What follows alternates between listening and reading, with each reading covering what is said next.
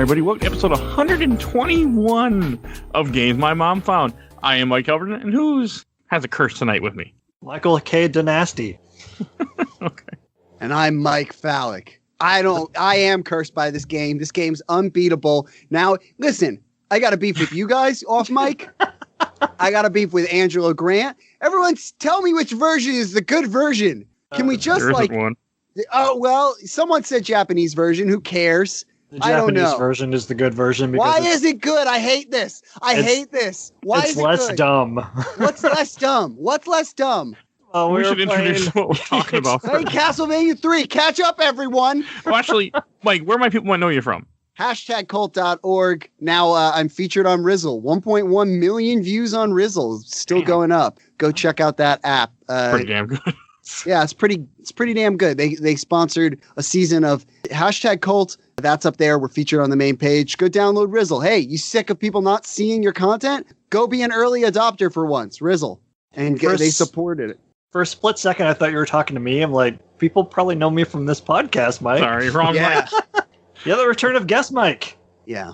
Apparently I was subdued last time, and now like a werewolf, which I think is in these games sometimes, I'm unsure, then I have awoken lycanthropic-like to be upset about a game that I will be playing for my entire life. And I'll introduce, because this was actually my fault that we're playing this game in the show. We are covering Castlevania 3, Dracula's Curse. That came out in 1990.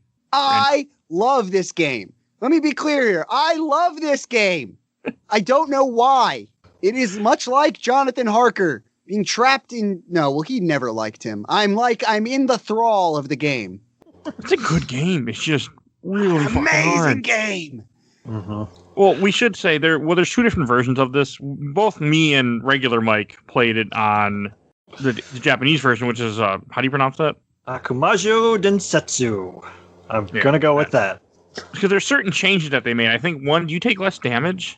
So, I think you still take the same amount of damage, but enemies take more damage. Certain enemies have like an extra point or two of health that you have to, take out, like a normal game. This is irrelevant. Wait, that's it? That's the whole thing? No, Is that's not it. Less health? Oh no, that's not it. What else? Of the 4 playable characters, I think Grant has the biggest change, where in the American version, he's got this piddly little shiv attack, where all you can do is stab a half an inch in front of you. Yeah. And in the Japanese version, he throws it just like the dagger subweapon. So he always has a ranged attack. Okay. My God, that thing makes all the difference. Does it, though? Because It does. you don't get Grant until much later in the game. Oh no, he's in the second stage. Does he? He's Is the he? monkey guy. Yeah, you beat the first stage, and then you go through the clock tower to get him. Oh, I don't know. I don't remember. Alucard is the vampire that you don't get till way later in the game. Who can Yeah. fly? Yeah. Yes. Okay. Ooh, well, I don't know that I use this guy. Maybe that's why I hate the game. Well, it wouldn't have mattered anyway. I wasn't he's using the crappy terrible. character. So who Alucard's cares? good. American version, because he has no projectiles, so he's just a little dagger. You have to get close to people, but he can climb on ceiling, he can climb on the walls, and that's what's special about him. Mhm. He can skip Oh, things. yeah. Okay. I cannot remember in playing it because it's been a lifelong experience, whether because I play games. Hi, Mike Fallek here, a slave to the artistic history. This show has opened my eyes up to how you can cheat at games and enjoy them. However, when you guys go to heaven, they won't let you in because you cheated. So that might as well be what I say about why I don't cheat. There's no real logic other than wanting to feel something historical about the game, which I guess I could buy like old Game Genies or whatever I mean, I've played it different ways, but yeah, that would work too. whatever it is. Like, I don't know why I really want to play it historically accurate. That being said, like, so I have my codes written down, like, to get to the save file. So if I've gotten to a certain point, like, I'm not going to go back and start over. And like, this all sounds insane, but like, if you're telling me there's another character that I wasn't playing with the whole time that I could have had in an earlier stage, too bad. I'm so far in the game at this point. Doesn't matter. Well, that's the thing about this game. It's meant to be played different ways. Like, I actually beat this game 4 different ways with each of the characters. I mean, I used cheat codes and save states, so it's not, there's no breaking here. Again, St. Peter, no. Sorry, Michael. Down to the bad place. But that's what Not enough good deeds, Eddie McDowd. I mean, I would have never. If I actually tried playing this game legit before I started the podcast. I'm like, I'm going to beat this game legit. I have time and I'm an adult. I never got past the third level, and I just turned off the RetroPie, and I was done. So that's why I cheated this time. I never would have seen past the third level. But why? Why not just? This is my whole question to everyone. Why not just keep going? Why not just keep trying until you get a break? Why? I have 5 bookshelves full of different games I've never played next to me. Too bad. Eat your vegetables, sir. That's the whole idea here. You sit down and you eat the stupid asparagus and you eat the bottoms, not just the tops, which are sometimes you can soak in sauce. You eat the whole disgusting piece of grass so that you get better at games. I will say this. This is again why it's not necessarily a better lifestyle. I will repeat the anecdote that made sister to my girlfriend. There's no word for people that don't get married and are together for a long time. So things like in-laws, which effectively we are, it's annoying. I'm annoyed by the English language. My significant other sister, I said, I try to watch things in historical order and play things in historical order, and I can't get past it. And she said, well, there's a lot of honor in that. And I said, but there's no fun in it. Okay, there's zero fun in what I do.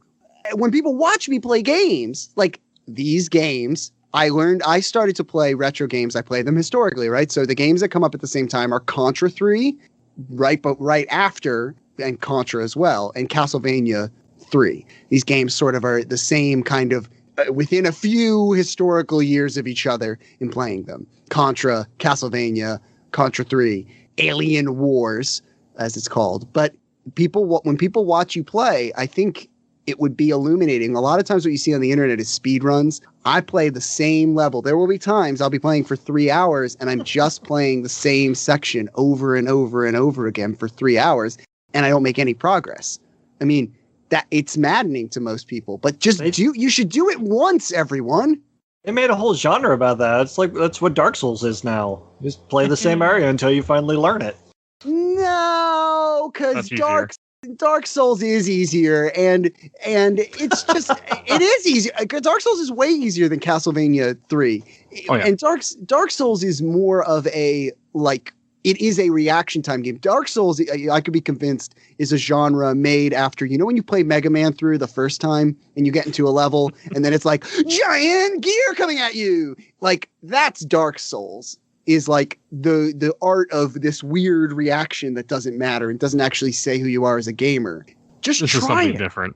This is something weird. It's like our favorite Tom Cruise movie, Live, Die, Stop Seeing the Movie. It's a good movie. It's let's talk about that instead. I hate that movie. Why does everybody else like it? I hate that movie. I've only seen it once, but I really enjoyed it when I saw it. No, you gotta live, die, repeat, watch it again. Why did you like it? You listen to this show, Mike tends to like things that other people hate. No, I am not in that camp. I have a weird attitude towards entertainment where I think, and all things in life, where I think you can kind of trick yourself into liking shows. And I will watch TV shows I don't find funny with people and literally mimic the times when they laugh and try and pause and ask them why did you find that funny? Explain that joke to me. And eventually I'll get it. Explain to me. Here's the memorable part to Live, Die, which it wasn't called. I saw it when it was called the other thing, when it wasn't called Live, Die, Repeat, whatever. I saw the original version, which was called Bungalow Futures, Edge of something. I remember it, but I can't. Edge of nothing. And so I wonder if it's different. But here's the memorable part. I brought French fries into the theater. It was pretty great. What do you like about it, Mike? I don't remember anything about it. I just remember I had a good feeling about seeing the movie when I saw it. Wow. That's all I got. This is what people are here for. Mm-hmm. See, but this is this is a great description of how I feel in the world of video games. Is someone will be like, "Oh yeah, I like Castlevania 3. I talked about this in the last episode too." It's like, "Oh yeah, I like Castlevania." And I'm instantly like, "How did you beat it? What did you do here? How did you jump over this thing here? I don't understand. The thing comes back at you. That jump is impossible. Do you do it quick? The bats, they seem to have different timings. Is there a way to get the timings the same way? That seems like bullshit that they have different timings when you walk in there." Different timing. No, you aren't wrong. The bats and the Medusa heads are totally random. It's bullshit. And aren't they on a global timer? That I don't know. What does that mean? Tell me about this. Tell me. I watched a lot of speedruns of this game before. So I can't play this game worth shit without cheating. But I have always been obsessed with this game because I was actually introduced to Castlevania 3 it was one of my first games I ever saw when I was a kid. A friend of mine had the NES and he had this, and he was decent at it. We never really got very far. I don't think we ever got past the castle. He'd get to the castle, I think that's as far as he got was death probably. But yeah, that death fight's something else. But everything in this game, I mean, like I watched enough speedruns, you can learn the patterns of most things in this game, and if you do things, and you can go through it quickly there's not a lot of randomness to this game. Hi, Mike Fallek here. Speedrunners aren't getting into heaven either. I'm just saying it all. I am the prophet. Okay, I run a show about cults, but I'm declaring my prophecy right now. You're not getting in if you cheat. You're not getting in if you watch speed running videos. You have to figure it out yourself. It didn't help me out. Die, repeat. The way I played is they just hit me, and I didn't take any damage. It was fine. I beat death. That's impressive. Well, but I did know through the zeitgeist. I didn't look it up, but I did know through the zeitgeist how to beat death. And for years, I didn't believe it. So the only way that I sometimes cheat is I played this game on both the Wii and the 3DS. Okay. Not the new 3DS, a different system. I've said this before, the ultimate crime against man. And now everyone's doing it. Xbox Series X, Xbox XX, Original X, ridiculous. And the first culprit was Nintendo making a new Nintendo 3DS, which I've made this joke before. I'll make it on every video game show I've been on. It made me Google the words used new Nintendo 3DS. Like an idiot. Like an idiot. Like the biggest idiot on the planet. Anyway, I will use the save state feature, which doesn't help in a game, in my opinion. Save states, the way that they work with Konami games and all those and Capcom games, it doesn't help because you need to get the rhythm anyway, so it doesn't really help. I would use the save state if every single time I'm getting past this little tiny section with ease. Like if it's like walking 10 feet, walking 20 feet, I'll be like, I don't need to go right back to the checkpoint. I don't need to wait for the game to load. Like I'll use the save state to do that. And so I had done that in this area and I was like, I can't beat death. So I'm going to just keep loading from where I know I can get to, and it starts over with a checkpoint. And I had heard through the zeitgeist to beat death that you have to use the one that's kind of like a boomerang. The scythe. Cross. Yeah, cross. And I had heard that. And I just didn't believe it. So I just kept saving in the level where I knew I could get to every time because you have to do something different to get the cross. So I wasn't going, essentially to get the cross in that level, you have to go underneath this staircase. And then you get the cross and you come back. Now, that doesn't sound like a big task. Why not do it? Well, if you don't believe that the cross works, it's kind of a waste of time to do every time. So I didn't believe it. The cross does work. It is how to beat the level. You can do it. It's actually really easy. It's just hard to get there. Just bring the cross, and it is easy. It is easy to get past death at that point. So did you ever see the double shot or triple shot in this game then? Yeah. Okay. Because that's never, nothing's explained to you in this game because NES, you probably got to read the book or something. Yeah, probably in the manual. I've never seen any of the manuals. And now with the stupid Switch, which I have a Switch now. I came on before like a Luddite. I was gifted it. It's like my favorite thing in the world. I have a Switch Lite. And the main reason I like it is because it's pink like everything else I own. In that, you have to go on your phone to see the manuals. What? So lame. Same with the Nintendo, whatchamacallit, the SNES Mini. You have to hold your phone up and you get a QR code and you go to an exclusive website that you can't Google, by the way. It is exclusive, which is cool. You can't just Google manuals and they're there other than a off-brand website. You do get brought to a special little page and then you see it through the QR code. But just let me see it on the screen. You had the tech there. I don't get what that's for. Because it's Nintendo. I mean, that's all I got. But anyway, yeah, I saw that those are clutch, the double and triple shot. But I didn't see that in a manual. I just figured it out. Did I do good?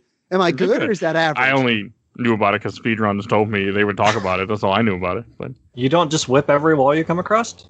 No, I do. But you get the double shot and triple shot. You have to destroy 20 things or 20 hits with a sub weapon will also make it drop. Oh. You learned something new? That I did not know. It's just available in candles. And yeah, but every once in a while when you're killing it, it does. That's the thing. Like we were talking about this last time. We forgot to establish which mic I'm talking to. Okay, Albertin. That works. I was telling you last time, one of the keys to games like this is just keep going forward. Mm-hmm. Because although I don't agree with speedrunning, it definitely comes out of the fact that this is not a game like Castlevania 4 where you can chill and you can kind of get your bearings, or Mega Man.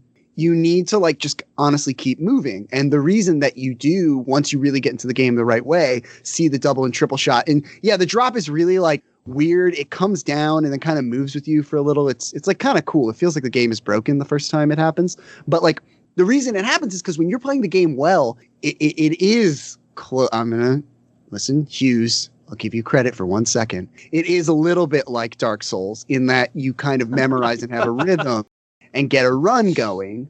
And that's why it happens. So if you're playing the game without cheating, I think, Mr. Albertin, I think you could be really good at these games, and you just don't give yourself the you're the kid in gym class who starts to climb the rope and is doing really good and gets scared. I think you can climb the rope. I think you can climb the rope. I'd have to quit doing this podcast for that, though. No, you wouldn't. I don't have time. I have a week. Oh, come on. Do you have a Switch or a new Nintendo 3DS XL new used? No, I have a laptop. You have a laptop. Here's the thing. If you're at work, I have a problem with I have an actual addiction to working. I'm definitely like a workaholic. It's part of my OCD. Like I have a problem where if I think I mess up at something, I then have to work more on top of it. So as a deterrent to that, I play lots of retro games because you can just flip them on. I'm telling you, lunch breaks, breaks from thinking about something, whatever it is, play for 20 minutes and don't use any cheats. You will beat these games. I believe, because the way you talk about them, not you, Hughes, you're going to speedrunner hell with the rest of them. But Albert. This works. This is funny. I beat this game twice without cheating, so yeah, go of course on. You did, sinner. Oh, he's good at games. I mean, I am not. Because one thing about this game I don't like, it's good, it's Castlevania. I don't like the way he jumps. I also don't like that when he falls off something, he goes straight down. There is no, you can curve a little. Grant can curve when he falls, but Alucard, Trevor, I think Sypha too, they just drop straight down to their death. Yeah. I think even Grant, if you walk off a platform, he just falls. He does fall? Okay, maybe I'll just jump in all the damn time with him then. Yeah.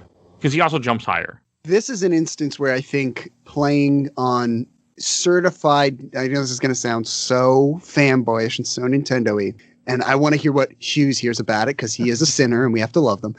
But because he's going straight to speedrunner hell, I do think playing it on a certified system helps because everything's sort of formatted in the right way and you can gauge what that jump is. I think that playing on a laptop and playing on sort of computers and screens like that does make it harder when you have these finite jumps. There's a good word for what those are. I forget what they are. Again, I'll tell fellow hard video game addict, Angelo Grant. He knew the word for them and he told me them. Forgot what it is. But I found that playing it on the 3DS, I knew every time what that jump looked like. I could gauge it really easily. And it actually was more comforting. I can't play with Luigi in any of the Super Marios. That unnerves me. The wiggliness of that little fella, that tiny Italian fella. I do like him in Mario Kart. He's underrated. I'll say that on every video game shit. What do you think of that idea? How did you beat it, Sir Hughes? So I played this on my modded PSP. So I'm in the gray area between official hardware straight to game pirate or hell. It's fine. It's okay. You're not getting in anyway. Just live the life. Yeah, well, sort of a John Locke attitude towards your or Calvinist attitude towards your fate in life. I'm gonna just hang out with all the Gloob employees down in hell because they made the game genie. So, so wait. So is it just literally a ROM shoved onto a disc? Is it what's the deal? It's all digital, but yeah, okay. Basically that. Cool. So it's emulating a Nintendo. So it pretends to be an NES, or in this case a Famicom. But yeah, so it's mimicking official hardware. But it's the same screen every time, right? It's you said PSP, not PS2. Yeah. So I think that's a big key to doing this stuff is your laptop and emulators and stuff. I think it's definitely going to make it harder. I think you can still buy games on the 3DS store, by the way, if you're listening to this. Yep, you can. Yeah, pretty cool.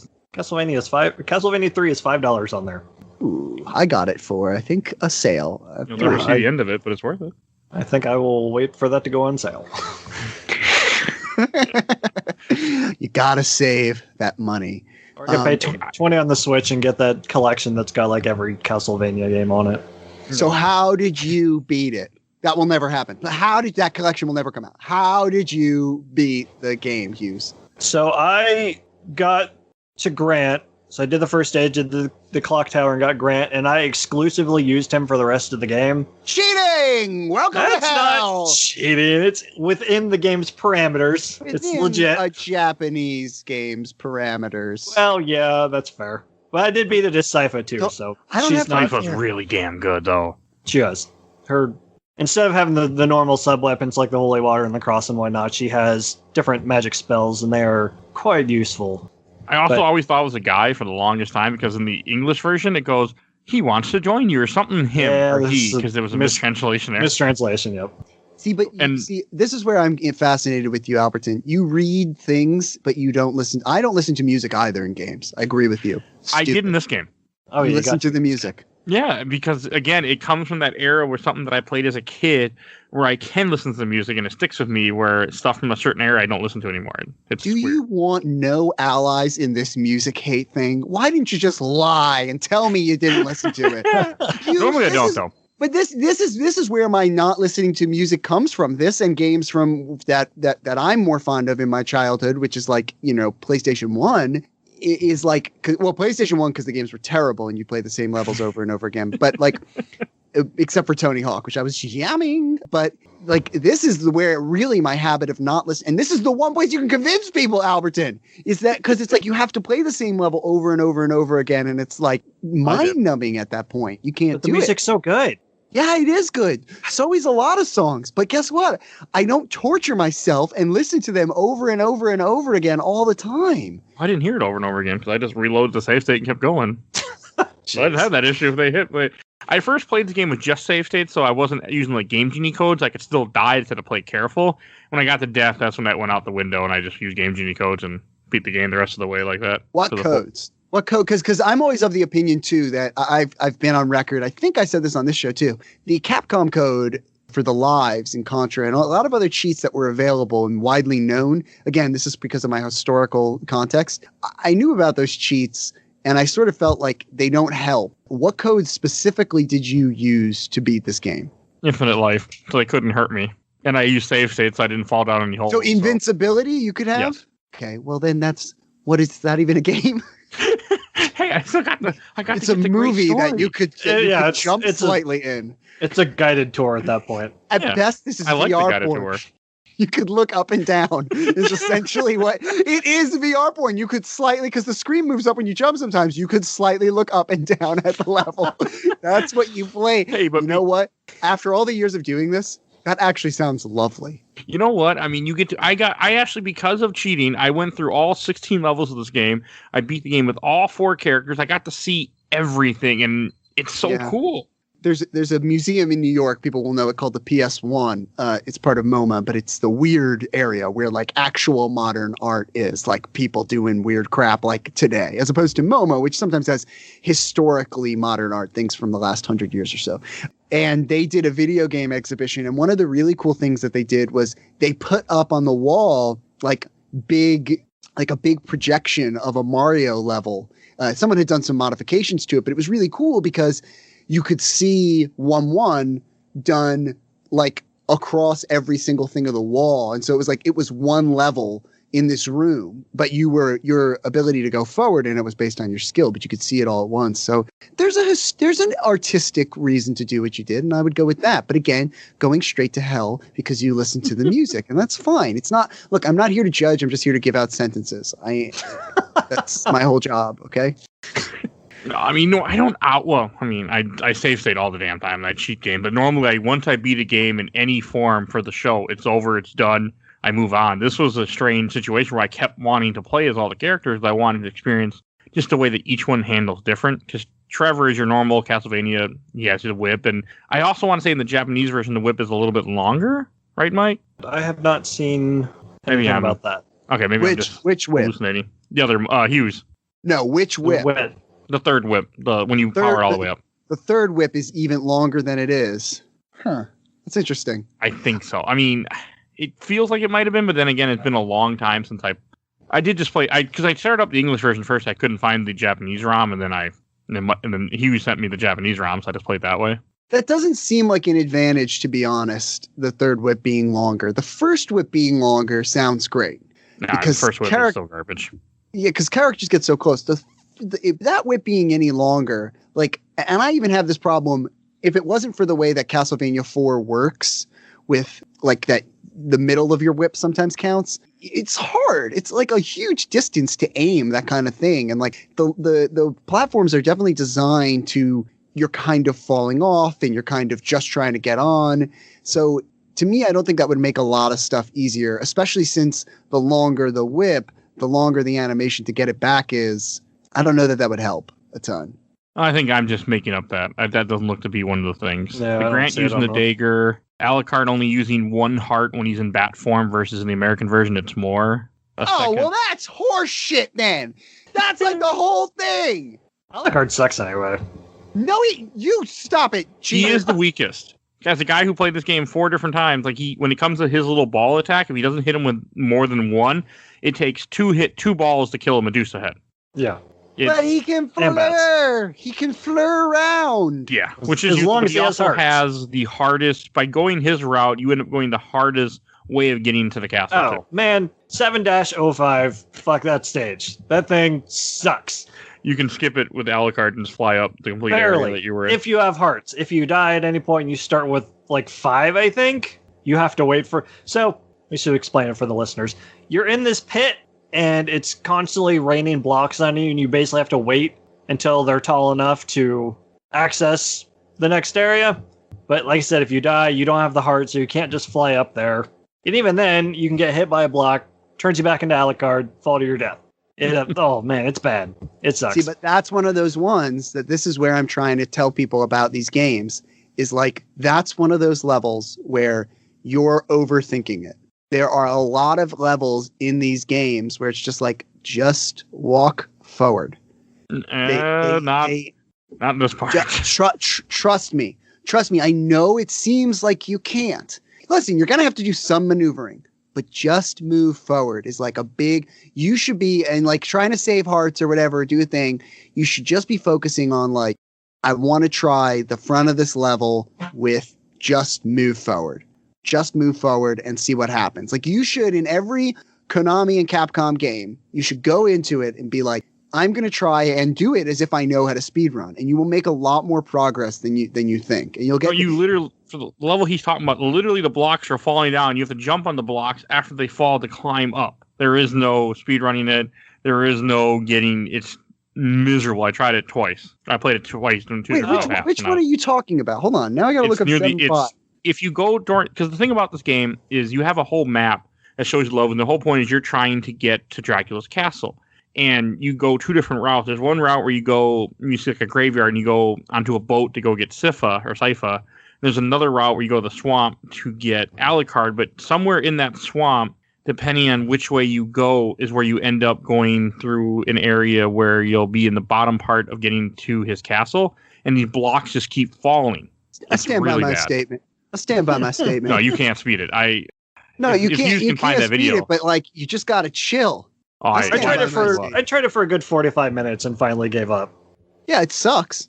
Look, I haven't beaten the game yet. Okay. I also, as a guy who kept playing it and messing with save states, if you keep jumping higher with Grant because he can jump high, like I would go whenever the top part is. If the blocks are no longer on screen when the new blocks are falling, they don't make any more barriers. Mm-hmm. You'll end up just killing yourself, which is what I did, and just had to start over and do it differently as Grant. So yeah, it's miserable. But one thing I do want to talk about we haven't mentioned yet, that this game has a map, and I love maps. I love when games have maps. It's not a map that lets you see anything, but it lets you kind of see how. I know this level. I stand by my statement. Like you see how you're traveling, and I love that. I love how when you go for the level 2, which is the clock tower, you're trying to go right to his castle, and it's when you finish the clock tower, the bridge breaks, and that's why you have to then go back down the tower and go a whole different way because everything fell apart because you were just trying to get there the quickest way and you couldn't. I like that. I remember this level distinctly. You just gotta fucking go. I understand what you're saying. The shit melts and shit's falling. You just gotta go. No, it's past that. It's the part when you're climbing up this tower of blocks to get into the castle. Yeah, it's bad. Stand by everything I say. I do love how you fight almost every. You don't fight Sypha, but for get each character, like to get Alucard, you have to fight Alucard before he'll join you. You have to fight Grant before he gets turned back into Grant to join you, and then to get Sypha, you have to fight a Cyclops. I really like that. Mm-hmm. It is nice to have like the extra characters, so it's not just strictly a Belmont with a whip. But I want to say, I stand by my statement, but it should be known I've never gotten to the castle. Just to be clear.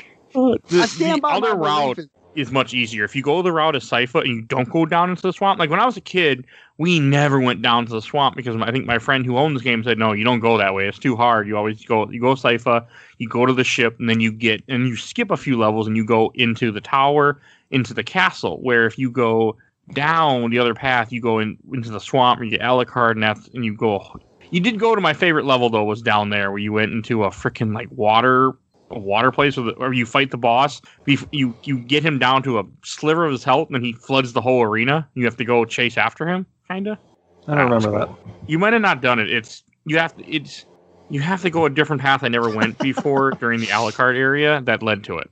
Huh. See, this is what I'm saying about experiential gaming. You guys know where you're going. You have these stories from when you were kids and what you could do and where you go. I'm all over the woods. I don't know how to go different directions. I don't know what I'm choosing. I just choose. I'm just in the shit, you know? I didn't know the bottom part of this game as well, because when I watched speedruns of this game, which I've watched many, many speedruns of this game, I used to, because I love this game, none of them ever go the other way. They always go the way that I knew. They never go down by the swamp because it's longer. So I'd never seen the Bone Dragon King until my playthrough here, which I really liked. Somebody knows what I'm talking about. Wait, let me look up Bone Dragon. I'm telling you, I don't like. This game is more like feeling like trapped in a castle to me. Is I don't look stuff up. I don't like Bone Dragon. The other thing about this game is you're not in the castle for the good chunk of the game. Like, there's actually a lot. This is also the first. It's all the castle to me. Before, this was actually the first in the Castlevania timeline. This is the first game for a very long time of the whole like mythology of Castlevania. This is also the game where they don't say it in here. Maybe it's an instruction book where Dracula becomes Dracula. He wasn't a killer before. He was a killer, I guess, but he wasn't really a monster until. And this happens when they burn his wife at the stake, and that's why he ends up deciding to kill everyone. And this is when Castlevania is born. Is all in this game, which I love. Poor Lisa. Yeah, I mean, none of it. I think it might be an instruction book, but none of it's talked about in the game because there's not. It's an NES game. There's not much dialogue, but I love how much story is in here that you get. Like, Trevor is traveling on this quest to kill Dracula because all of Europe is just in ruins right now because of Dracula, and that's what's going on with this whole thing. Like, that ship that you get on is supposed to be the ship that Grant was on that tried to attack Dracula because a bunch of pirates attacked him, and then the pirates got killed, and Grant got turned into a demon, and that's why you fight him in the clock tower. This is why I don't listen to Game Story. That was bullshit. I love Castlevania's history. Like, I love it. I think it is amazing. I want to say that on that topic, this show, like, while we'll say nice things to these people that are definitely going straight to burning inferno of hell, I will say you guys accommodated me because I am super interested in the anime. I really love the style. It reminds me of other adapted animes, which I haven't looked up if it's by the same team, but I was big into the Blade anime and the X-Men anime. And so I thank you guys that while we're on the topic of Castlevania history, I'm sure both of you, at least Albertin definitely, are itching to talk about that anime. That'll be another episode. Oh, it's killing him! And I asked them not to. This is one of those shows where I really have to skip spoilers. The only reason I ever skip an episode of this show is because it's something I want to look at your feed and tell you episodes I haven't heard yet because I'm like literally watching it or something. Hold on. Because that's literally, you guys are usually on, I'll listen to Legacy of Kain because I'm never playing the garbage ones that you guys play with Julian. Hold on. But wait. It's all Julian. That's all of them. Julian loves it. I played the PS1 one. Wait, what are the ones I've skipped recently as well? Because I'm Arkham City. I had to skip that. Playing that right now. That's a great episode too. So definitely come back to that. Yeah, I want to see that. But there was like a bunch lately. And I was like, that's in my hand, and I'm playing it. Mandalorian. I haven't seen that. Good show. Yeah, Dark Crystal, which I didn't know which one you were talking about, so I assumed it was the Netflix one. Is it not? No, it's the old movie from the Jim Henson movie, but long before Netflix. Then I can listen to it. There we go. This is why we established this stuff. Those are the only ones. But yeah, so thank you guys for not. I don't particularly like the story in this game. I think it's nonsense. It's not there in the NES game as much. It's more of. Then it's not there. Okay, everyone. It's the translation's garbage too. Like I looked up a video of all 4 endings, and they're all just complete gobbledygook. Like they make no goddamn sense. No, I mean, a creepypasta, a video game story does not make, sir. Just because it exists on Wikipedia and someone else knew what was going on, if I can't glean it from the game, which you can't, then it's not there. I think it might be in the instruction book that I haven't read. But 30 years later, they're like, "Hey, we're going to make this game into an anime." Yeah, so they got something. I'm saying that. It's amazing that I have been shocked every single time someone does something with the Castlevania series, which is to say the outfit for the Belmont in general, and all of them in general, is terrible. It looks very dumb, although it's something we don't talk about nowadays. Skirts were a manly thing, right? You use skirts for armor. That was a big thing. The Trojans wore skirts. On the skirt had to be worn as a piece of armor on your horse. It was associated with men and armor for a long time. That being said, until I saw the front of Castlevania, I didn't really understand how he was dressing. I didn't get it at all. And then every time I saw it, I go, that's dumb and generic and boring. And yet every time they do something, they really do stick with his little short shorts. They really do get him in there. Everyone's favorite color, brown. I know. Hey, the cover, we got to talk about the cover. The cover is just so... it's a painting of, Sypha is in there doing a flame spell, but you can't see her face. You have Trevor wearing his skirt. You have Grant with no shirt on climbing up the top of some pillar, but there's no Alucard on here. I'm going to see if we can see him somewhere. Well, there's a bat. Oh, there's a bat. There's a bat. There's a bat there, Mr. Yeah, it's pretty rad. I'm a big fan of so in the world of filmmaking, there's a thing called letterboxing, and it's sort of become faux pas, but I think it's the idea of the brown or gray or whatever black, whatever version you're seeing of the cover border around the image. And it's sort of become no one does that, but I like it a lot. And it gives me, even though it's not nostalgia for me, this is a new hobby. It gives me a certain sense of, I don't know, some feeling. I don't believe in nostalgia, so whatever nostalgia is, maybe that's the closest my Klingon heart can get to it.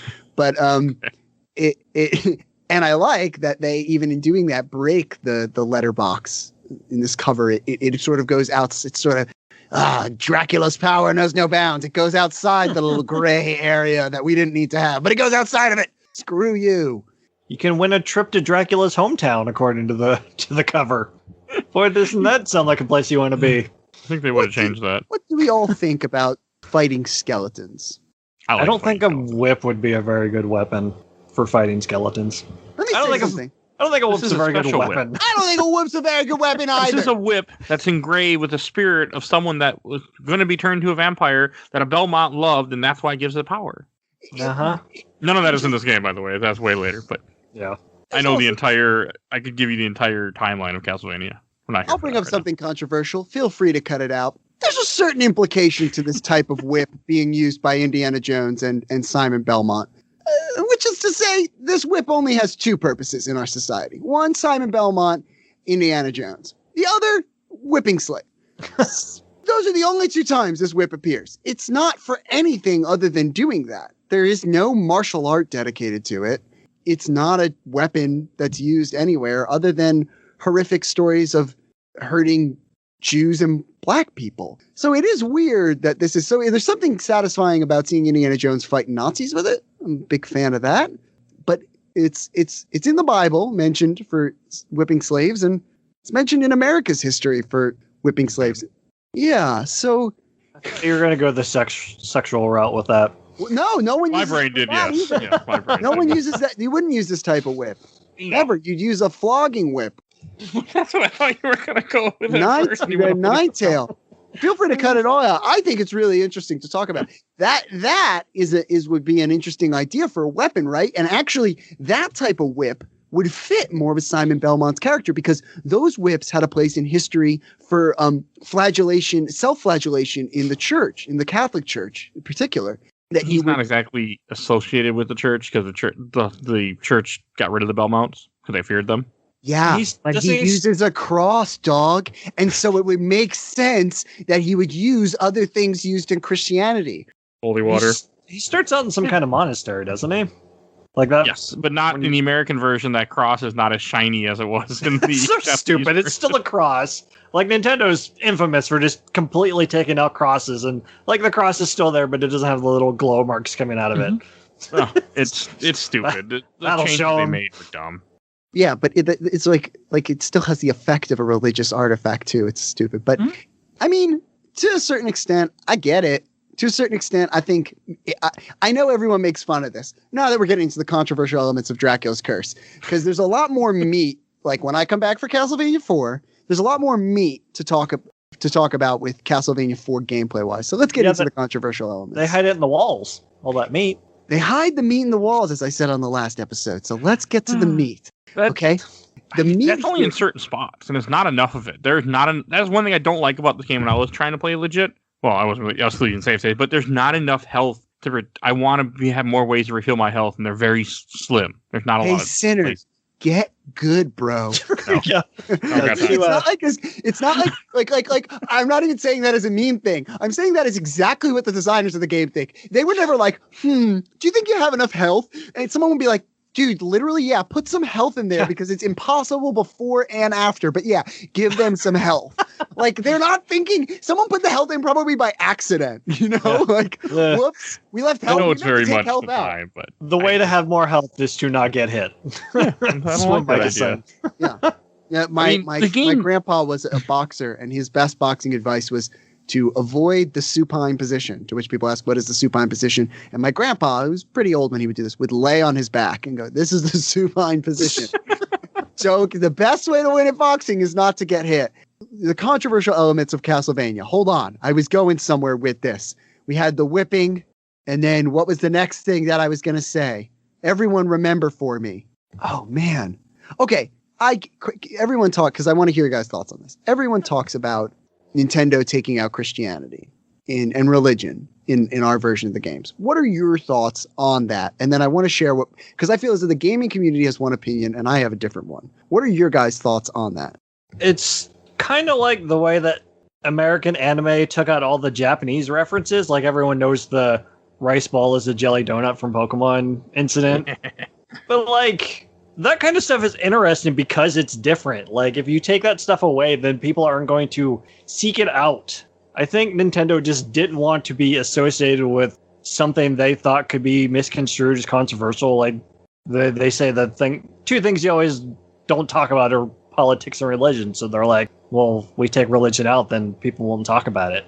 You don't want to take a side type of thing.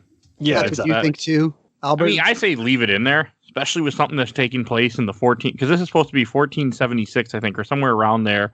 Christianity would have been a big focus, especially in Europe. Like, it's part of the historical time that you're telling. Like, there's nothing wrong with it. It should be there because they would have had that. You would have had a random cross, especially when you're dealing with skeletons and demons and vampires. It would have fit that the people who are in this situation in that time would also be very big, heavily carrying crosses, very big about, God will save us. If there's vampires and shit running around, you're probably going to want to pick a god and pray.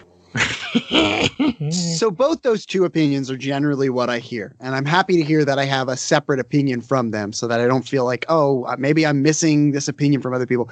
My opinion is this is actually a really smart move by Nintendo of America.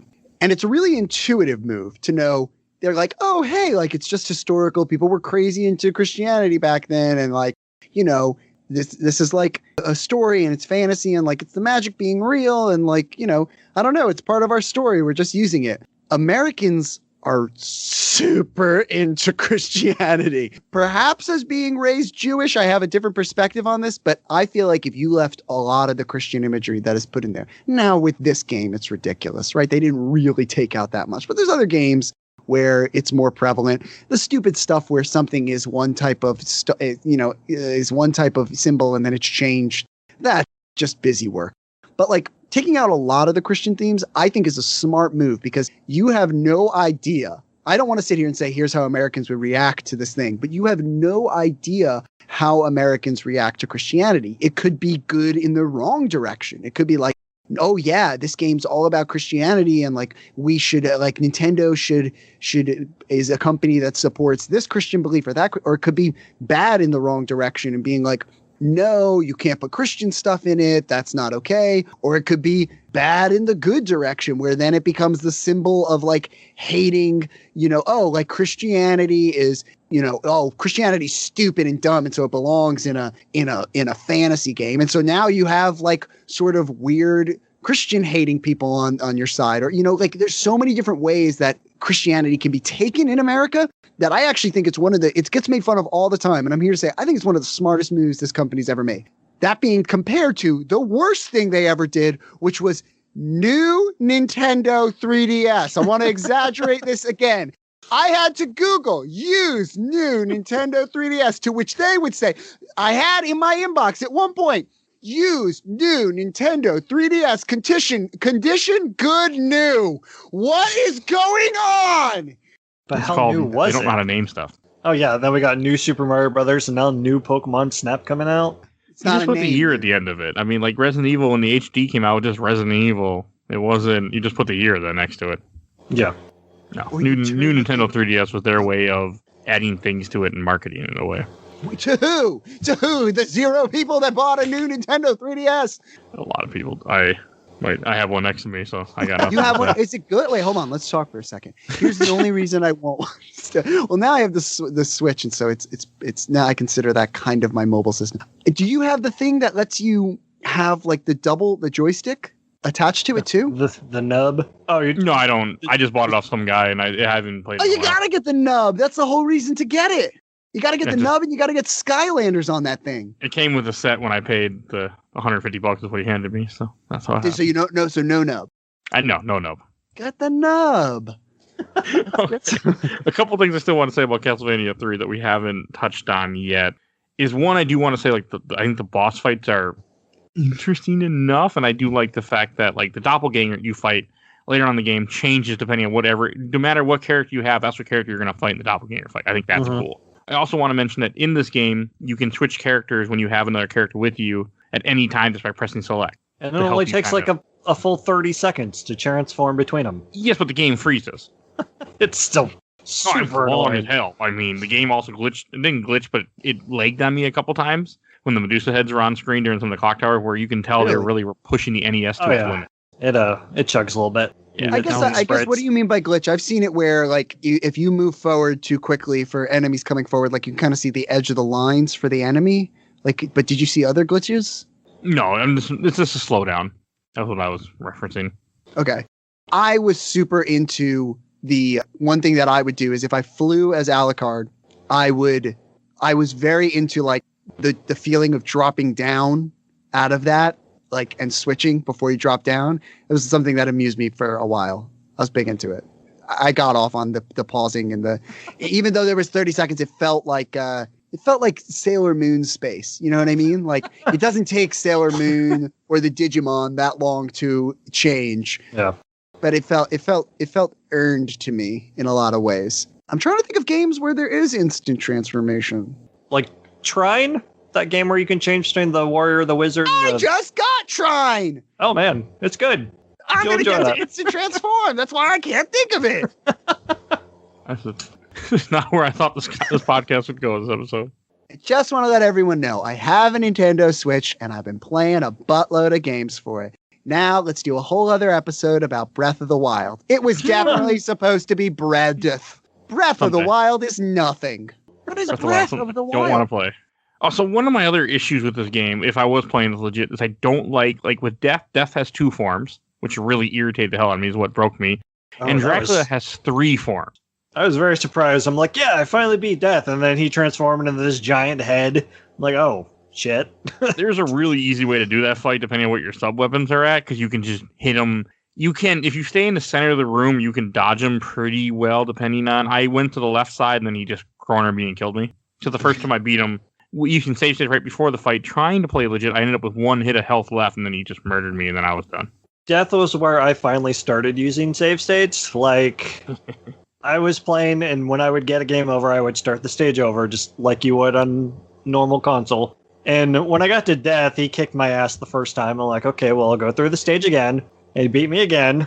And by the third time I got there, I'm like, well, I've proven I can get to through the stage. I'm just going to save state here, and that was how I justified that. But then I did the fight normal, so I would just load back to the start of the fight. And eventually, I just figured out his pattern enough to finally beat him. And then I had to do the same thing with Dracula, but... Dracula was... I mean, I understand the point of it. I just don't like multiple fights like that. I like it to be one, give me a checkpoint, and then continue on. I don't want to keep doing it. Dracula was easier than Death. Yeah, okay. I've never, ever, ever seen Dracula. And this is one of the times where philosophically I could not go there with you guys on like using the cheats. Because this is one of the games, Dracula, I mean, Castlevania, the first one, and Castlevania, the second one, and the third one, I mean, are games that like I have to do it the right way, as right as I can. And even if I were to cheat, I would use it as a training session to go. I wouldn't consider it beaten until I went back, did it the right way. Contra is another one. I will never beat a Contra game with cheating. But the other Castlevania, the one that we played for Genesis, yeah, Bloodlines. Like, yeah, who cares? I don't care about that game. But like, this was one that I can't go there with. I've never stepped foot in that room, and it's like hallowed ground to me. And I think that's the pitch I would make to you about this era. There exists, other than Dark Souls, which I don't really think gives you this type of emotion. Fez is a game I'll list as being the same emotion where you have to work hard to get to something, and it's not necessarily given to you, and then you have to do it harder. There's a certain emotion that I feel when I get to areas that I have to fight. And you don't see that a lot in modern games. You get to play no matter what. You get to keep going forward. You get to do something. There's an easier setting. And I think that's the pitch I would make you about, like, to me, having that say. Now, it doesn't have to be Castlevania, because these are ridiculous games. And I know you guys have different experiences with it from back in the day, but like, it's worth it in a lot of ways. It's worth it. It's that feeling is unobtainable anywhere else, other than like real life, other than like if you infiltrated, I don't know, some actual castle of vampires and got to, you know, like there's... It would take a lot of drugs and a lot of alcohol to make that happen, I think so. Well, no, if they're real... But they're not. So you don't have to be... Yeah. That we know of. What a weird... Also... Mike, Albertin, we've never drank together, but what are your nights like? There's laughing too loudly, and then dancing a lot, and then getting too emotional, and then Dracula party in your mind. you need the drugs first party, for that. Man. I've never been there, but I'm assuming I could do it. Tiffany's just like, oh shit, Mike's in Dracula mode again. But the whip down. He gets so vampire-y when he drinks this much. I am not talking to you. I've only drank a whole lot to the point where I don't remember most of the night once, and that was at my wedding. There were no vampires. I was just an asshole to people. There were no vampires. Oh, okay. No vampires. Again, that you know of. You wouldn't remember if there were. No, I wouldn't. No, I was pretty drunk. That is in the book, Mike. That is what happens in the book. They do forget where they've been. It's plausible. I never read the book, Bram Stoker's. Hey, before we do Castlevania 4, because I know you guys have a busy schedule, read it. It's such an easy read. It's awesome. I would love to do, like, next time I come on, because I always have these fucking time limits, because I keep myself so busy. Like, let's next time we'll do a double episode. And we'll do like Castlevania 4, and we'll do Dracula, the book. We kind of have a plan with Castlevania 4, but we can tell you later. I guess I'm not invited to Castlevania you can be invited. It's a different 4. idea. But no, also, you'll love this, but the Bram Stoker's Dracula does fit into the Castlevania Konami timeline. Really? Kind of. Where is it? When does it fit in? Because the Morris that we played as in Bloodlines is supposed to be the son of Bram Stoker, the one from Bram Stoker. Well, then anything fits in the time. Well, because it's free. What the hell is that word? It's part of the not copyright anymore. I can't think of the word I want. Yeah, it's public domain. Public domain. So they actually have included it in the timeline. Yeah, but like then I could do that with anything. I could be like, yeah, Mega Man's part of Frankenstein because Dr. Wily read Frankenstein and then he did the stuff. Like it's just like Actually, the reason I'm basing it off is a YouTuber called Gamer Thumb TV that did a whole timeline video. That's where he puts it in there. all right, boy. Hey, it's pretty damn good. I've watched it multiple times. What's the plan for Castlevania 4? Am I invited or not? I thought I was the Castlevania guy. It's not anytime soon. We can talk it off the air. I'm not invited. That's what that means. And it's because I said all the things about you being sinners. I don't care. I'll protest your Castlevania 4 episode right outside the premiere of it. I think that's how it works. All right. Also, like the Dracula fight, you had the 3 different forms of Dracula. I think is what I was talking about. How I didn't really like that. I mean, I know the 3rd form is really like simple. He turns into a demon or something. You can just sit on the blocks and hit him in the face. Mm-hmm. It's not that hard. The 2nd form is freaking a bunch of heads with molten acid or something that doesn't actually hurt you. The 3rd form is kind of tedious with Sypha if you're using her water orbs because they just refuse to lock onto his face and they just kind of spin around in the air for a while until they finally get bored and go away so you can cast it again. I mean, that's what I wanted to talk about. Sypha with her different spells, that homing thing makes the game, as a guy who played the game 4 times, that is the best way to play this game with Sypha and the homing orb. It's amazing.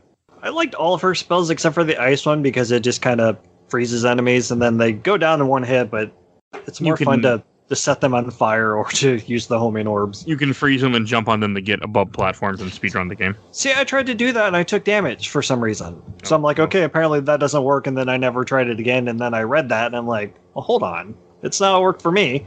So I guess I just had bad luck. I watched so many speedruns of this. That's how I watch way too much Castlevania 3 speedruns. This is how do you watch them? Do you actually watch them actively, or you're not watching? Oh no, I watched reruns of awesome games done quick from many years ago, and they cover the game almost every year. Okay, so you're watching like more informed because I've seen some. I was briefly going to try and get into speed running, and I found it kind of. Yeah, well, everyone has temptations. I found it vastly unappealing, and so but the videos I was watching was not like cool and informative. It was more like literally like just watching guys do it and watching guys and girls and everyone just do the speed running and practicing and stuff and like all and trying to get records. So I've heard a lot about good games done quick, and I think that like it's something I should add to my. I refuse to watch Giant Bomb because I'm choosing Nerds Without Pants over Giant Bomb. Okay. I choose which video game shows I'm making a line in the sand that no one else drew. No, often games done quick, they do the speedrun, but they actually got people that are talking about the game while he's playing it, where you get a lot of really good information about the game that you would never hear otherwise. Yeah. I can't watch the other stuff. That's what when you keep saying that, I'm like, what is he? Is he watching like these? I've seen these videos. It's just like guys like hopped up on like Coca-Cola, like strapped to their chairs in a dark room, like just being like, and then I'm gonna try to jump 4 seconds earlier here, like, which kind of sounds like how I play it. It sounds a lot like me. I'm sort of seeing the dark mirror here reflecting back at me, but I was like, why is he watching all of these things? It makes sense. Yeah, no, it's only those, and that's what I recommend above anything if you're gonna watch speedruns. Awesome games done quick. It gives you so much information. It's entertaining. It's not the same when they do it online like the last, because it's 2020. But other than that, it's what I recommend. You'll get a lot of information you wouldn't have otherwise. Mm-hmm. There's a lot of them that are really entertaining, like beyond what they're doing too. Yeah, I'm gonna watch it. You guys have convinced me already. Chill. I mean, and there's years and years of worth of it. So it's just what I used to watch every day before going to sleep. At one point was speedruns. I would just watch part of it, then stop and go to bed, and go back and watch another part the next day. It's almost like you could have been playing Castlevania 3 in those little chunks and getting good at it. Oh, this is years ago.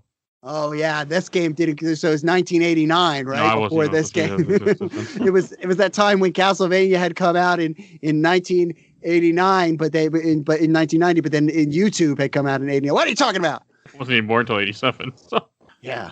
No, Hey, here's a question, a dark question. Do you know how like they put sometimes screens in front of kids and they get like obsessed with something and they get like good at a game? Has anyone done that with like old NES games to see if like there's some innate thing in children that they can beat it? Like young children?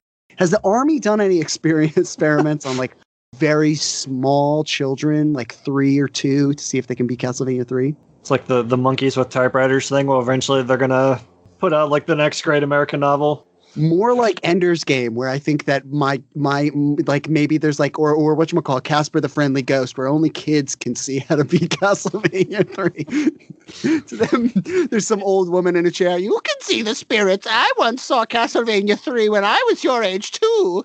The Totoro will help you. It's like how they say there's high-pitched noises that only certain age groups can hear.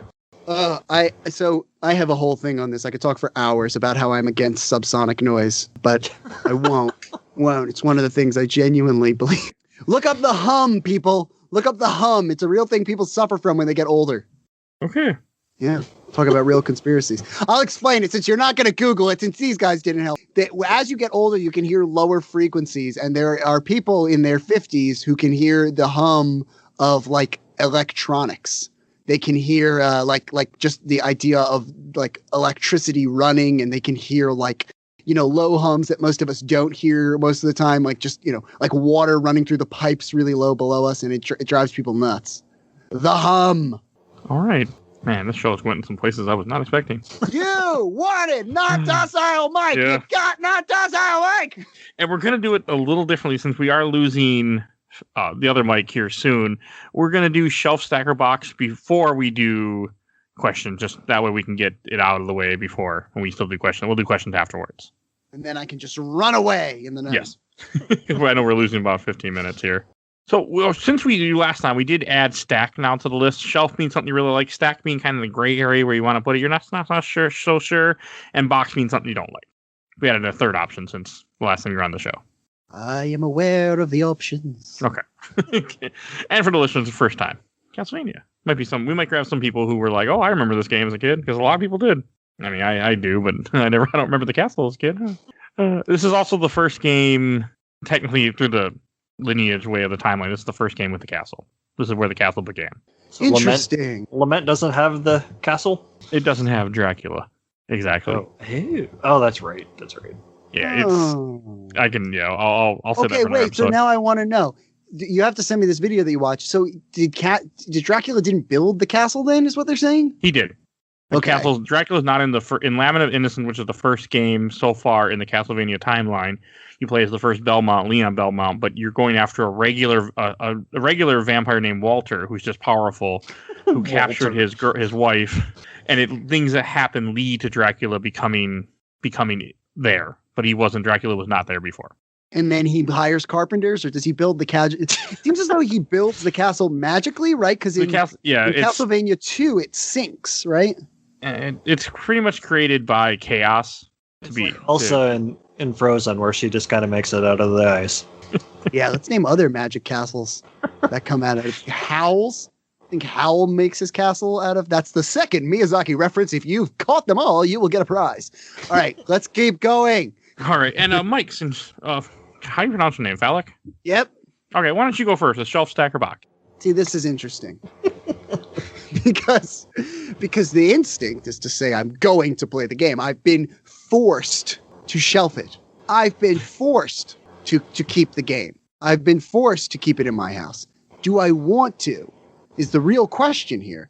Am I, like the Belmonts, duty bound to fight Dracula? Or am I like the many minions of Dracula, and that I am stuck in its thrall? Or am I someone actually enjoying a video game? The answer to the third one is no. I'm not enjoying the video game. So it has to be one of the first two. This is gonna sound controversial, but I'm going to say box.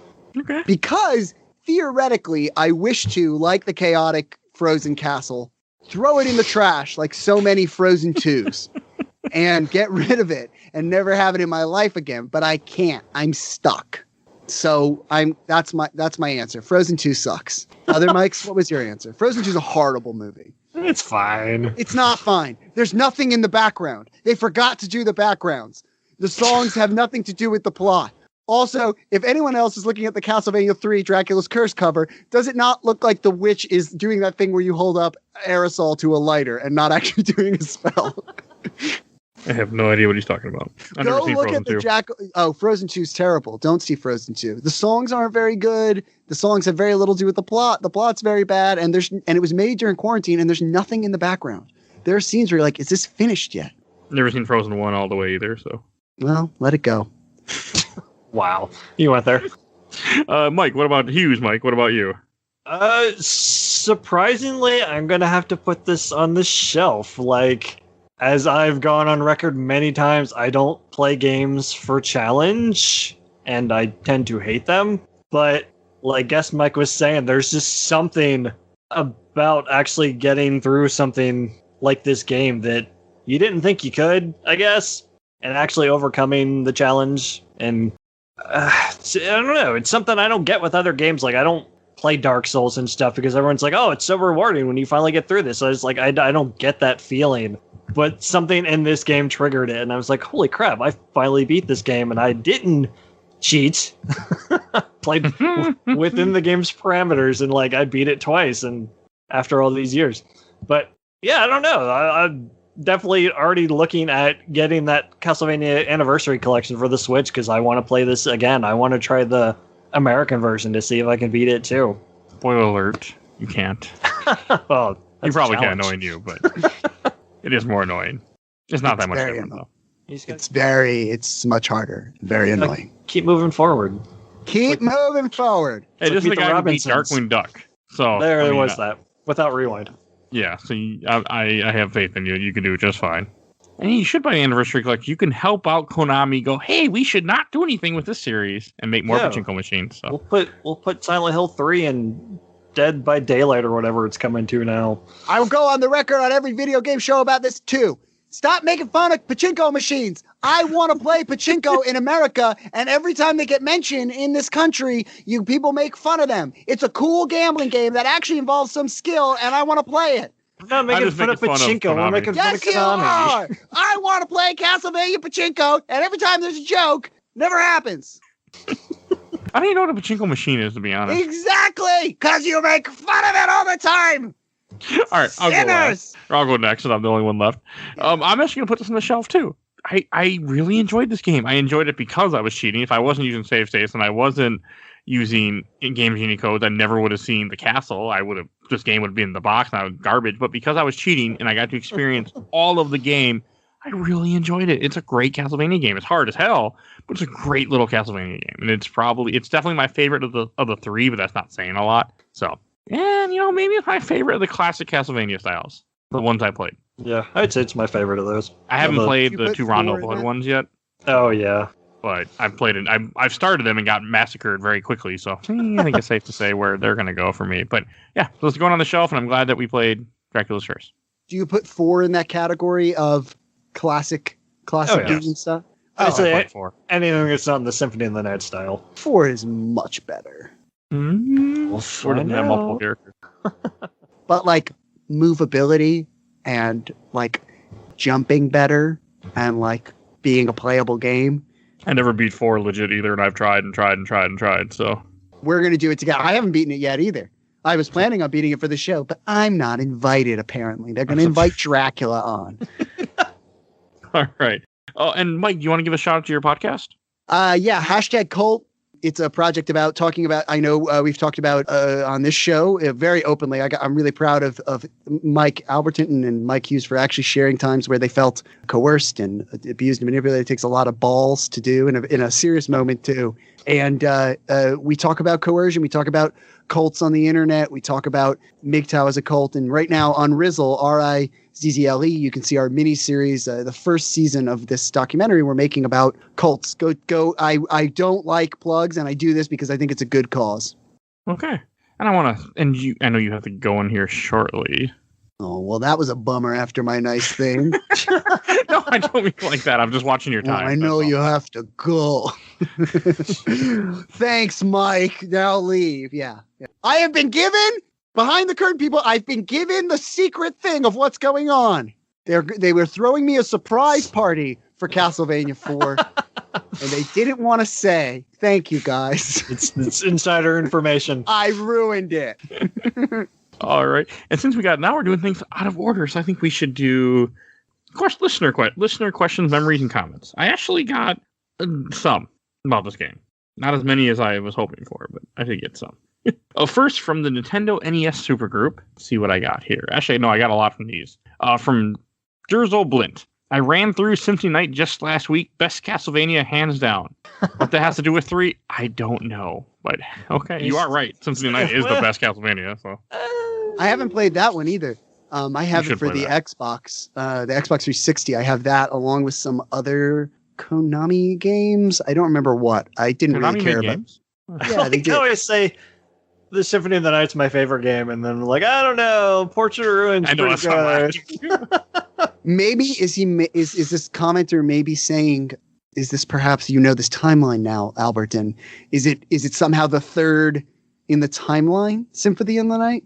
No, Symphony of the Night is actually way later because it goes Laminate Innocent, Dracula 3, and then no, because you would have had Castlevania 1 happens, and then Castlevania 2 happens. You also have the Game Boy games that are in between all this before you get Bloodlines is before. Yep. No, Bloodlines is after Symphony. Rondo is before. Yeah, you have Rondo, Symphony. Blood, and then you have Symphony of the Night. So you have like 5 games or so in between it. Wait. I thought Rondo of Blood was is it different?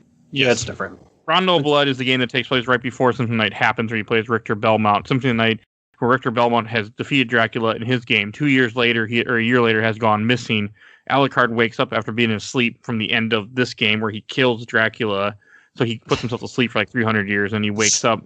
I can keep going. Sounds like something you could learn in a YouTube video. Because right after, that's the one where you walk to the left or right, and then you whip stuff, and then before that, in that game, you whip it and then you do it. Yeah, I know I totally know the timeline.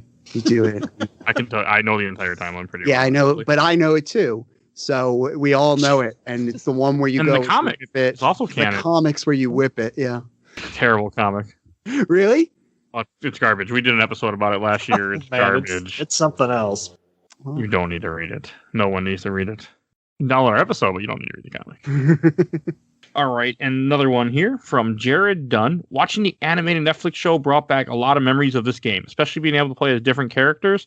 Sypha was my favorite. I did like how I could finally change directions on jumps with Grant. Okay. So confirmed. Who was complaining about that? I was talking about how when you fall, but the jumping, I did notice the jumping was better with Grant. And from Jeremy Finley, loved this game. The different playable characters, graphics, and the rotating levels made it for me. From Kyle Newman, hard as fuck. The original is still my favorite, though. But this game is better. Wait, I need to go back and play the original. Hold on. Rotating levels. I think he's talking about the way that there's nothing that rotates in this game, but the levels. No, you posted Castlevania 4 by accident, dog. These are that was a comment about Castlevania 4. The rotating might have been, levels. Yeah. It definitely sounds like 4. Both of those, because except for the changing characters, a lot of these there's 4. They misread it. Well, I posted a picture of the freaking artwork, so if they misread that, I got nothing. No one reads anything. There's no rotating levels in this.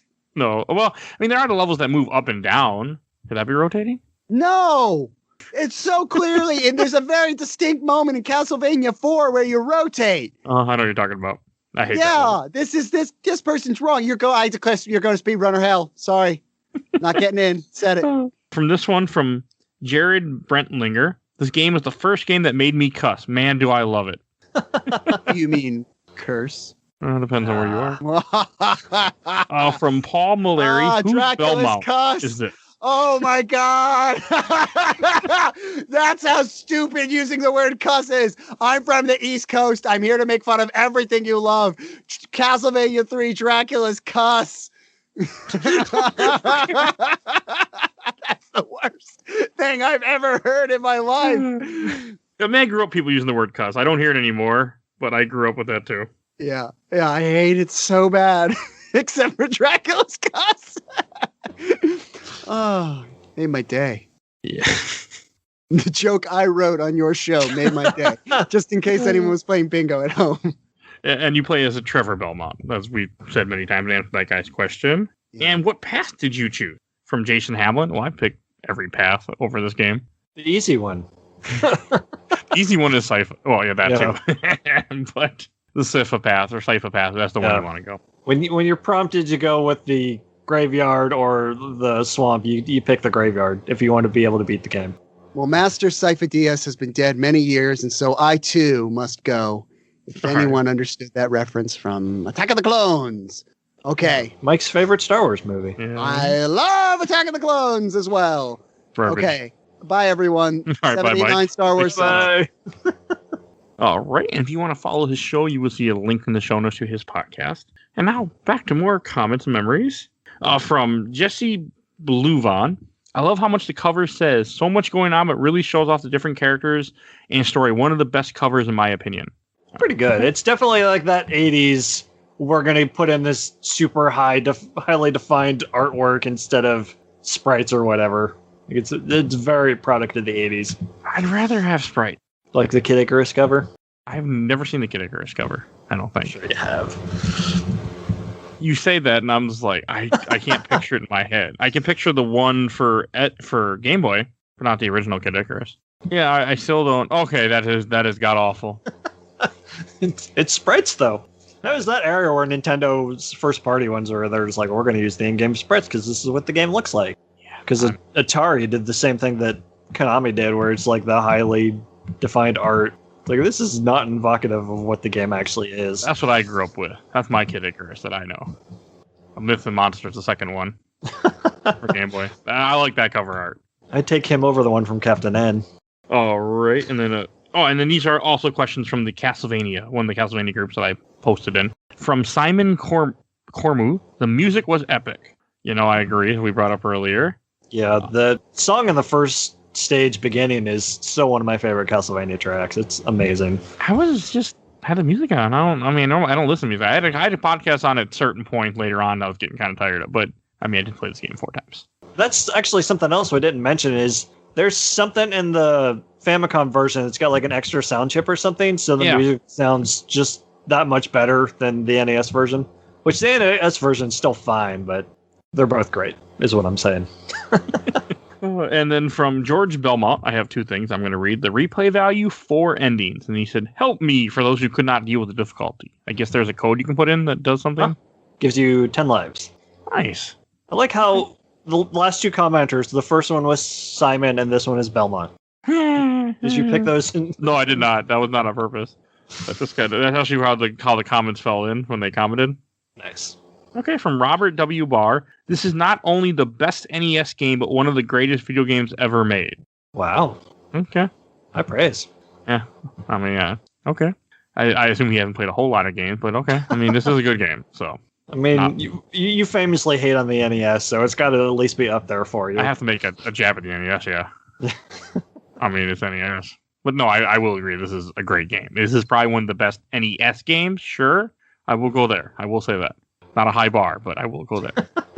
And let's see, from Kevin Zayer. First time I played this, I was both happy and sad. I was expecting the Simon's Quest type game because I loved it, but to see they went back to the OG style was nice, and all the extra characters and different extras, like multiple endings, made this a great game. You might be in the minority there. The loving on... You don't see a whole lot of love for Simon's Quest. It's kind of nice to see.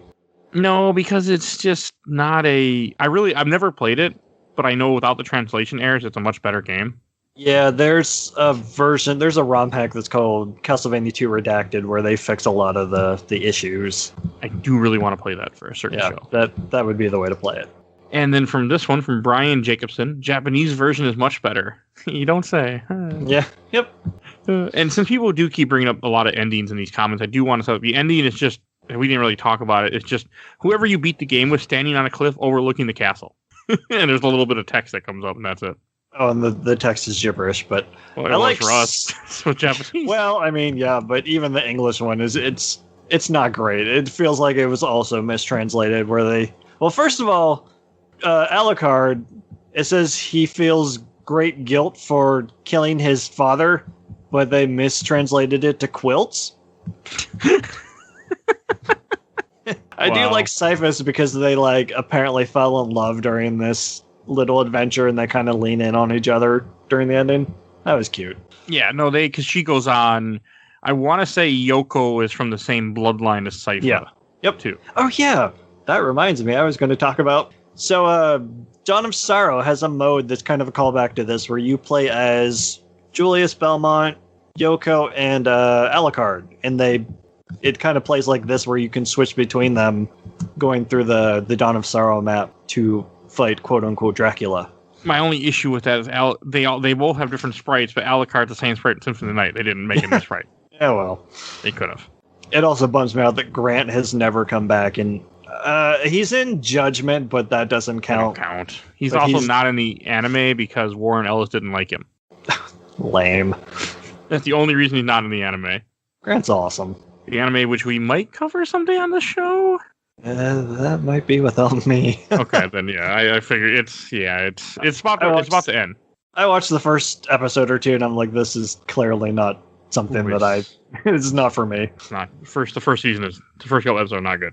It has some issues. Right, let's see. From Trevor Griswold, Clock Tower song, one of the best Nintendo songs ever. Okay. Oh, and now we got a Trevor. Wow. Yeah. And from Patrick Gray, I was just trying to show somebody the game and typed in a throwaway name, and it made it further than I ever had before, all in the name Buttman. Okay. Love it. From Overblood, let's see. I have nothing. Damn you, Overblood. And from the Giant Bomb group, first one from Zachariah Smith. I'm still trying to beat this game. And this one is for you, Hughes. From Ender Pendrake. It's great, except that stage where you have to climb the falling blocks. Oh man, screw that thing. Like, it wouldn't be so bad if you weren't stuck to that forced jump arc. Like, it's probably easier with Grant. No. Grant is where I trapped myself, where I jumped up on the right side all the way up, and then nothing was falling anymore. Oh yeah, or yeah, they don't have anything to land on. It's but not. I feel like maybe you could like climb up the blocks as they fall instead of jumping. I also had a really hard time climbing the Grant in the first place. But that was a personal issue. It's tricky. Like, even I was having trouble by the end of the game. So. Well, my controller was not a Nintendo brand controller either, so... Oh, even in the original, I remember having issues with it. And then last one from this group, from Jeff Choi. Holy shit, I literally finished this today. My final thoughts were that while I enjoyed it, there's a lot of bullshit to that game. A lot of inconsistencies throughout in how the game works, and sometimes it just feels like luck. Also, the checkpoints in that game are fucking bullshit. I'm still mad about how far back it sets you if you die at Dracula. I think I definitely enjoyed it more from streaming it and interacting with people as I played. If I was doing it alone, I'm sure I would have hated it and never finished it. Okay. That's something else about the flying block stage. If you die there and get a game over, it takes you back to the previous level. You have to go through it again first. Yeah, I mean, there are unlimited continues that should be mentioned. Yeah, there is game, but still, like it makes you play too much without save states. If you're not cheating. And I think the Anniversary Collection, which is the only way to legally play this game now, legally buy it, I don't think it has any rewind or anything. Not that I know of, no. That's why I never bought it. Did see that they added the Famicom version to it after the initial release. Oh, that's cool. I've always wanted to buy it just to support it. I just haven't done it yet. Yeah. Because I like Konami. I'd like Konami to do, games again someday. Mm-hmm. It's got Kid Dracula on it. Yeah, I have tried that once on the Game Boy version of it. That was kind of cool. I liked it. I really like this game. I'm a big fan of this game, and I'm glad that I finally got to play it and beat it. Mm-hmm. And that's all the questions we have, because the other group had none. So, oh well. Castlevania Shrine had nothing to say to me, but I tried. You can get the Anniversary Collection on PlayStation 4, Xbox One, Switch, or Steam. So it's out there. Yep, normally $20. Ugh. But you get Castlevania 1, 2, 3, 4, The Adventure, and Belmont's Revenge are the two Game Boy ones. Bloodlines, Kid Dracula, and History of Castlevania Book of the Crescent Moon. I don't know what that is, but it sounds like the history of the series. Are any last things you want to say about this game? It kind of surprised me. Like I said in the Shelfer box, I fully expected to end up where you did, and I'm just going to put on cheats and blow through this, but there's some kind of driving force where I was determined to do it legit. It's because you're crazy. Not as bad as Guest Mike was, where he just like, I feel like I'm in that gray area between the two of you. I mean, I love Castlevania as a series. I love the storyline. I love everything about it. But we should mention before I wrap up, I do want to say we didn't really talk a lot. Some of the bosses, you do fight Medusa, you do fight mummies, you fight Frankenstein's monster, which is stuff that continues on throughout the series. Oh, and the first stage of Dracula's Castle is like a remake of the first stage in the first game. Mm-hmm. Complete with Vampire Killer playing. Which is cool, because in the first game, he's technically just in the castle, where in this game, you have to get to the castle. Mm-hmm.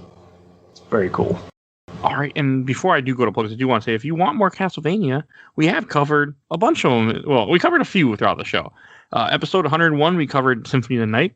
Episode 92, which also guest Mike was on, we covered Bloodlines. We covered Castlevania: The Bell Mountain Legacy in comic episode 16. And the first Castlevania thing on this show was Castlevania Area of Sorrow episode 55, before Mike had joined. That's a good game, too. It's a really damn good game. I only put it on there because I really wanted to play a Castlevania game. I'm like, I've never finished Area, so we're going to play Area. I like Aria and every one that came after it. Yes, and since something we haven't done in at least one episode, we should mention what we're talking about next week. I wonder if you're going to remember. I have an outline this time. Even though we didn't follow the outline in order, but that's all right. So, and it's your pick. So why don't you do what we're talking about next week? We are playing Infamous for the PS3. I'm very excited to play that game again. I love that series. Actually, what I'm about to do since I turned this off, we can play this more. Me too. So if you guys, we're gonna dive into a PS3 exclusive. Yeah. All right, and I want to thank everyone for listening, and I want to thank Mike for joining us earlier. He had to go at a certain point because this episode ran longer than we thought it would. And if you enjoyed this episode, please go follow all the other crap that we do. We cover games, we cover Castlevania games you heard, we cover comics, we do movies. We are currently going through the MCU and we are nearing the end. Definitely go check those out. And if you enjoyed this episode, please follow us on Facebook, Instagram, Twitter, and on YouTube. We're on YouTube, and there's actually people who comment and actually listen to us on YouTube. And someone out there called us motherfuckers when he tried to find the Captain America movie and didn't find it. So that was funny to me. It's all on Disney Plus, dude. Yeah, no, I'm pretty sure that's what it was. He was on their Captain America episode, like, motherfuckers. And I'm like, we can't. If I put the movie on, it would just copyright claim me and shut me down immediately. I can't get past YouTube. No, I'm not going to try, but I couldn't if I wanted to. So I don't understand what you expect, people. Yeah, well. So, yes, please follow us on YouTube. And if you enjoy our intro and outro, please, great courtesy of Mike Stoney from his... God, I completely screwed that up. Bobby, a.k.a. Mike Stoney from ZP Bite the Bullet, Songs the Cool Kid Squad. Definitely go check him out. You will see a link in the show notes. Yeah, that's all I got. It's not my day for that. So They've all heard it a billion times. Mm-hmm. Unless they're a brand new listener. Maybe. All right, we will see you guys all next time. Bye, everybody. Bye-bye.